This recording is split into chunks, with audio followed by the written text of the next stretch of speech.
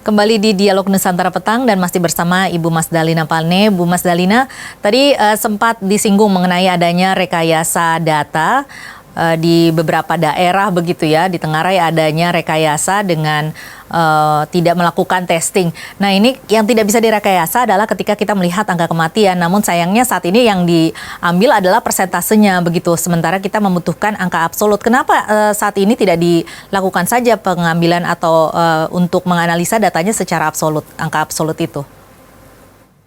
Ya, kalau analisis data, kalau absolut juga kita lakukan data absolut itu, karena itu kita warning. Cuma kalau kami kan melakukan analisisnya nasional begitu ya, teman-teman di daerah yang melakukan analisis menurut wilayahnya mereka masing-masing.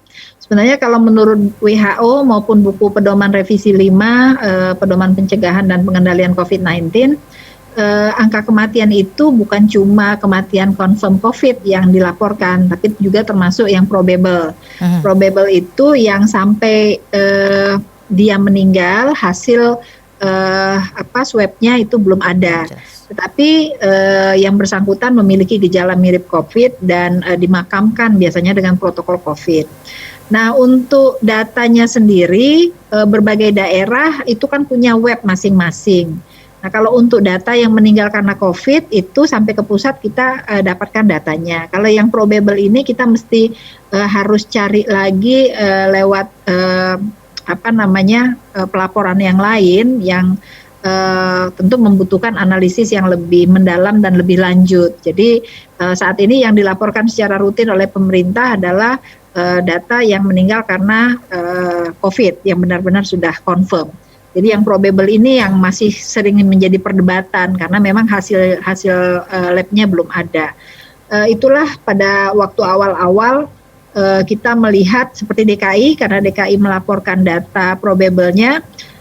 Kalau kita lihat di situs atau di webnya DKI, mereka yang meninggal dan dimakamkan dengan prosedur COVID itu angkanya selalu 2 kali atau 3 kali lebih tinggi dibandingkan jumlah yang meninggal karena COVID. Tetapi untuk provinsi-provinsi lain, mereka tidak melaporkan itu di dalam situs atau web mereka. Kita juga tidak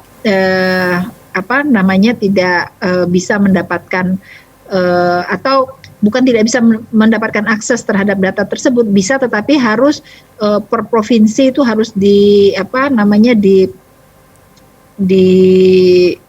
cek benar ya, sehingga membutuhkan waktu. Sementara untuk pelaporan rutin ini kan kita harus laporkan secara cepat begitu.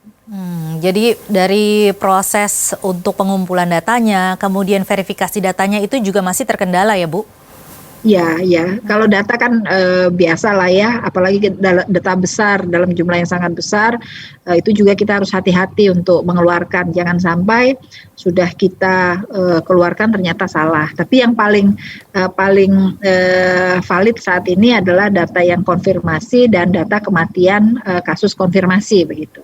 Apakah saat ini berarti masih kekurangan tenaga-tenaga tersebut, Bu? Ya.